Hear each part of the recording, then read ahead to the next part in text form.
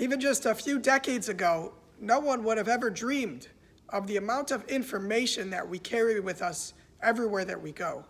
Anyone who carries a smartphone in their pocket knows that that smartphone contains more information than some libraries.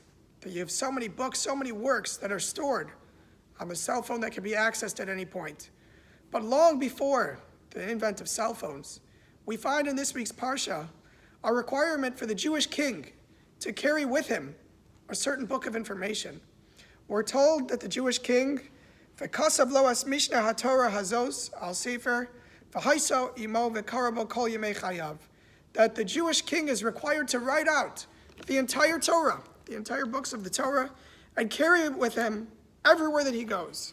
A remarkable commandment, and one that is explained by the commentaries. The king, by carrying with him the work of the Torah, will allow the king to be humble, will allow the king to think about God when he's going about his way, not to become too arrogant, despite the power he has as the king. But if you look closely, if you read the text closely in our Parsha, you'll notice he's actually writing two Torahs. It shall be that when he sits on the throne, he shall write for himself two copies of the Torah. So one copy he's carrying with him everywhere he goes. What's he doing with the second copy? Rashi explains that the second copy is kept in the king's treasury. So why does he need a Torah in his treasury? I understand everywhere you go, you carry the Torah to keep him in the right state of mind. But why does he need another Torah kept behind in his treasury?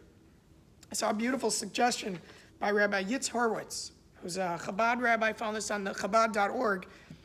He shares a beautiful explanation. He says that when a king makes his most important decisions, he goes back to his treasure house.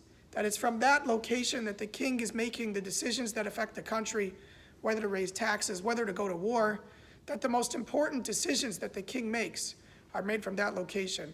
So when he returns to that location, in addition to the Torah that he carries with him everywhere he goes, he needs to see that second Sefer Torah. He needs to see that second Torah as a reminder, I'm about to make a very, very important decision.